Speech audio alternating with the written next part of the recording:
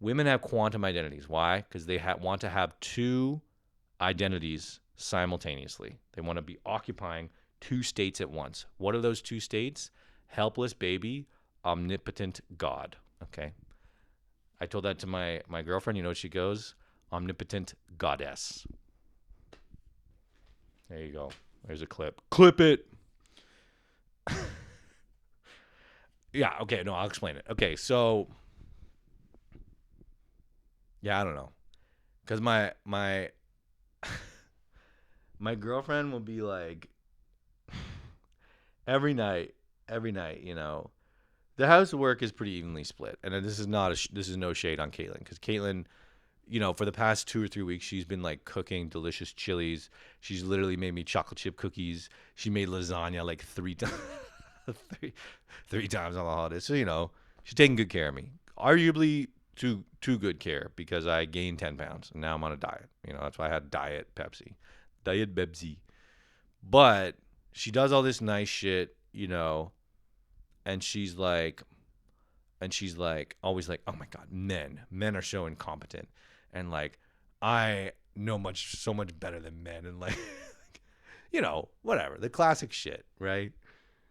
And then at the same time, every night, every single night, she's like, can you take the dogs out at night before bed? And I'm like, you know, I do it, but I'm like, can you do it once? And she goes, no, I'm just a helpless little baby. I'm just a girl. Everybody knows that thing. So that's why shouts out to those two creators who are like, you're not just a girl, you're a powerful woman. Anyway, so, you know, it's quantum identities.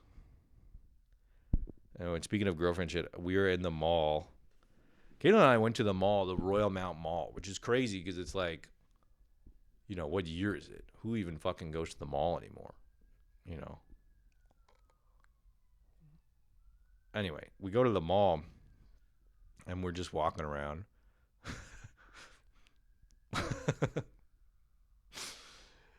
You know, it's like things I never thought I would do in my life for $400, please, Alex. You know what I mean? It's like walk around the mall and window shop. But we're walking around. And Caitlin goes, "Oh, let's go check out HM Home." And I'm like, "Oh yeah, great. I like homeware. You know, no, not sarcastic. You know, I was like, let's go check it out." As I'm walking into it, I lock eyes with another boyfriend who's sitting on, like, you know, the boyfriend disposal area, the boyfriend disposal area. And he locks eyes with me, and it felt like a fly who was already caught in a Venus flytrap was looking at another fly and trying to psychically warn them, like, no, don't come in. And I was looking at him like, whoa, looks like there's sugar in here. And then, you know, we were in there for 3 hours. We weren't. We were in there for like 5 minutes, but it's funnier if I say 3 hours, you know. But it was just, it was these two boyfriends sitting down. They were just like, and they looked in and they were like,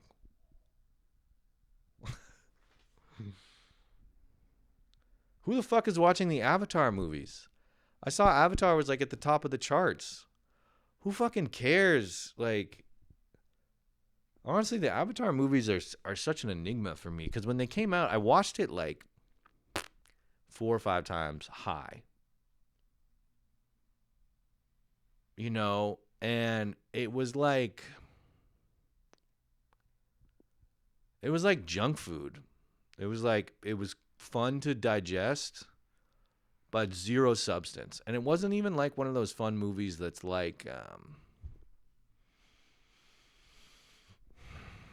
no, actually, it kind of was like Transformers, where it's like, but like a little bit different. It was like, it was just empty. The first one, I don't understand how the first one, like, it's just pure, like a visual feast. There's nothing there for me anyway. You know, and I don't think it won a lot of like story based awards. I don't know. But now that there's two sequels, I was like, who the fuck cares about these? Like, was anyone even really invested in the first one? I guess it had a bigger cultural impact than I thought, but I was just like, it just did not hit me. And now that's like fire and ash. And it's like, fire and fuck off. You know, are you serious? Like, who cares about this? But apparently they're blowing up. I just like, doesn't make any sense to me. If you're watching the avatars, like, let me know, you know. Wash sweaters in the cold. Okay, I got these 2 nice sweaters. I love them. They're made of wool. I was like, I know, I'll wash them in cold water because then they definitely won't shrink. Guess again, you know, shrink to hell.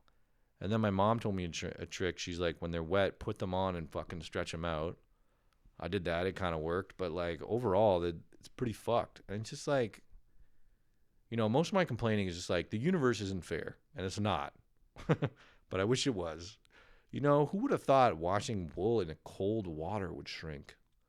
I always knew about hot water and dryer and shit. I put it in cold water, delicate, still shrunk. So what's the alternative? Okay, every time you wear this sweater, you got to dry clean it.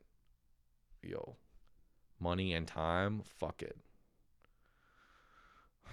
It's also like I have this whole fucking compulsion about, you know, you wear a sweater once. Is it dirty? No. When does it get dirty? When you wear it 5 times? I don't know. Sometimes it's like you need.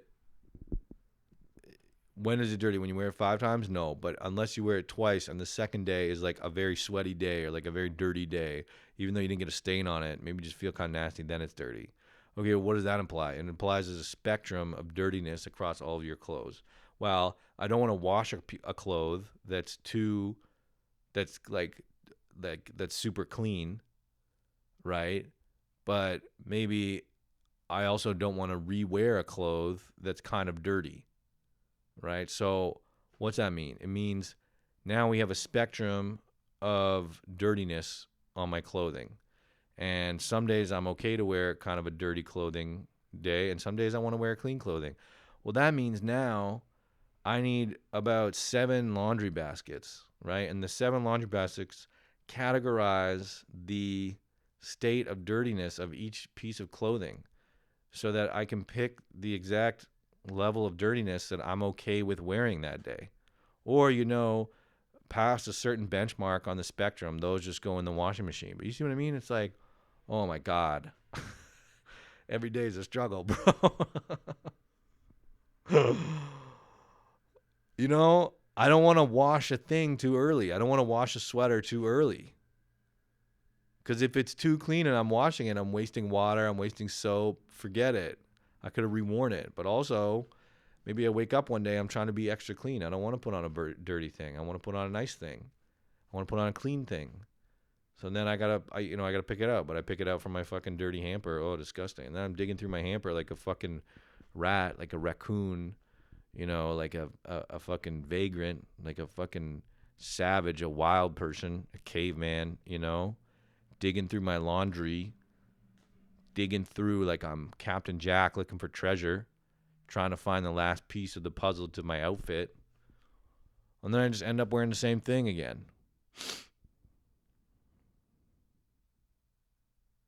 That's why men don't get into fashion.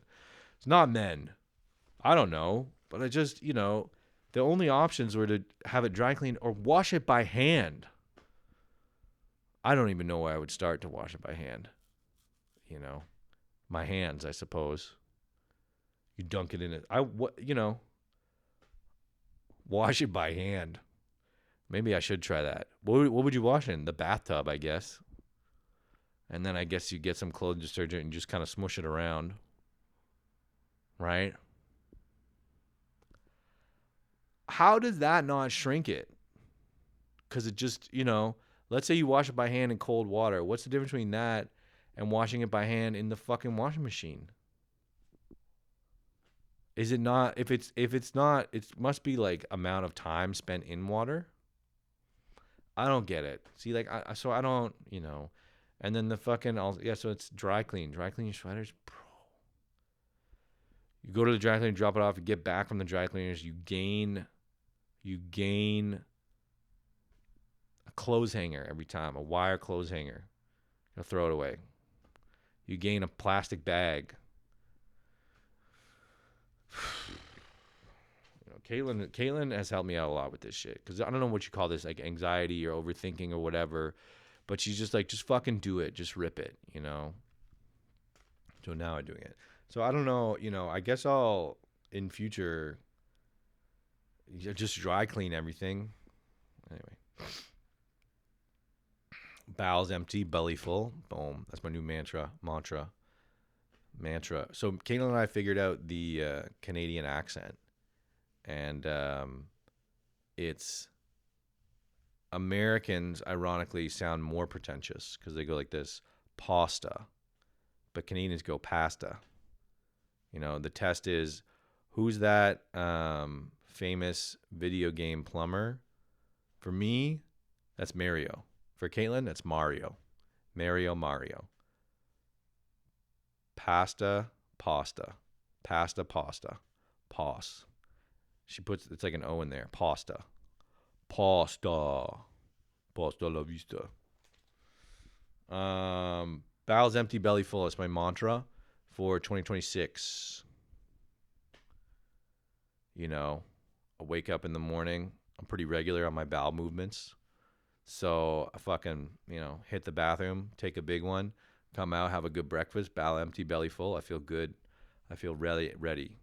That's when, if I was a warrior in ancient times, that's when I'd be at my most dangerous. Bowel empty, belly full. I'd be fierce. Pick up an axe in my loincloth, fucking cut your neck, make you bleed, drink your blood. Yes, bowel empty, belly full, blood quenched. A murder, 100 more, easy, no problem. I'd be dangerous. Bowel empty, belly full, dangerous. Bowel empty, belly full, fist cocked. Bowel empty, belly full, fucking axe ready. Bowel empty, belly full.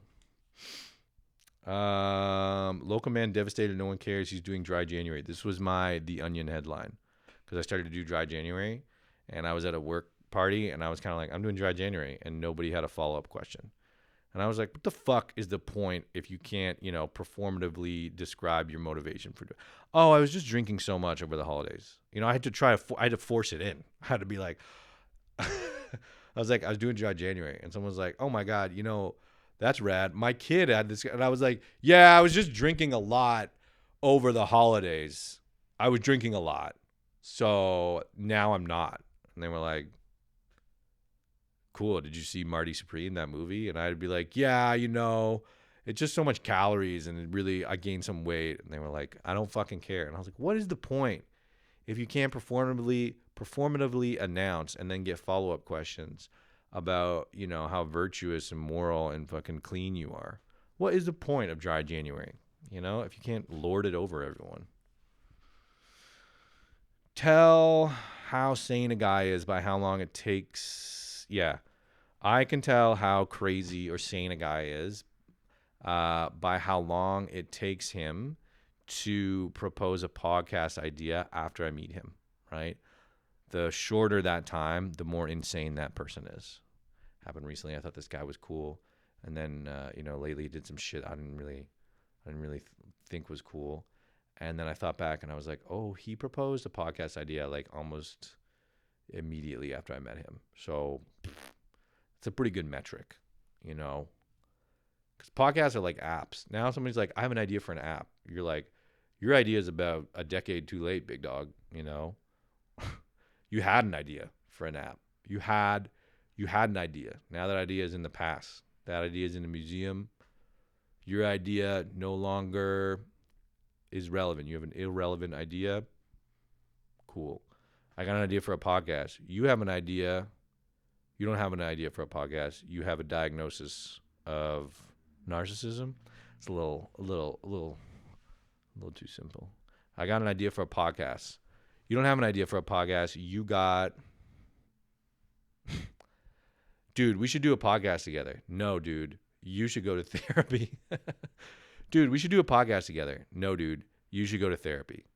Me, I already went to therapy. That's why I am not suggesting podcast ideas. Okay. That's why I already have my own podcast that no one else is on, so that I can get weird and do weird shit. My podcast is different and special and unique. Have I told you I'm doing dry January? Oh my God. There's a small cut on my pinky finger. I don't know if you can see that. On New Year's, I was with my family. I held a firework up in the air. Fireworks have those plastic bases. Well, upon the launch of the firework, the base exploded and cut my finger. It's the most scared I've been in a while because I thought I blew my finger off. And of course, right before that, my family was like, don't do that. You'll blow your finger off. Thing is, they've been telling me that my whole life, and I've held enough fireworks, and I've never had a problem until tonight. And when it happened, I immediately thought of all the pictures I'd seen online about hands exploded, all the Reddit posts I've seen of like, I had my finger exploded, all this fucking shit. And I was like, wow, maybe there was something to that, So I wrote down just like, come with me as we relearn common sense about not getting your finger exploded. Oh. I was thinking about children. Kayla and I have been thinking about having kids. We've been having that talk. Oh my God, don't. Okay, good. And I was like, I would say undoubtedly, from an outsider perspective, undoubtedly the shittiest thing about having kids would probably be that eventually you'd have to hang out with children that are not your own, right? Nobody has a kid being like, I can't wait for all my kids' friends to come over. That's on no one's mind. People are like, I'm going to take my son golfing, or my daughter's going to get dressed up for prom, or like, I can't wait to go to my child's wedding, like shit. Like people are thinking about like that. I can teach my kid how to ride a bike. We're going to go camp. No one's like, I'm so stoked for the birthdays where all these other Rugrat shitheads come over and fucking piss all over my rug and write crayons on the wall. No one's thinking about that. So I was like, that's probably the shittiest part. And then I was like, man, I am going to be apathetic towards I'm going to be apathetic towards other people's children. I'm going to have zero zero parental instinct. I feel like I have a pretty like parentally instinctual guy. Like I love my dogs, look after them. They're like my children, right? I feel like I'll be a good dad.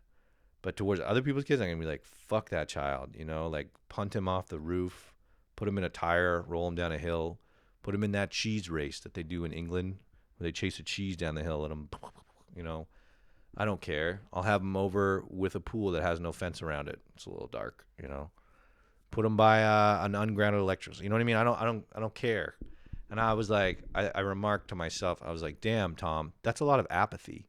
And then I was like, what's the most apathetic you could be? Or what's the most apathetic somebody has ever been?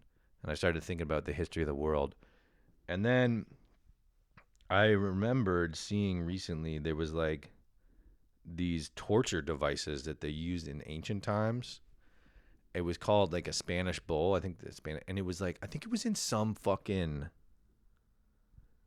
movie I saw once. It scarred me as a kid, but it's basically a big metal bull and they put you inside of the bull. Oh, and then they light a fire underneath the bull. Oh, so the bull gets really hot. You burn. Oh God. Like, whew, fuck,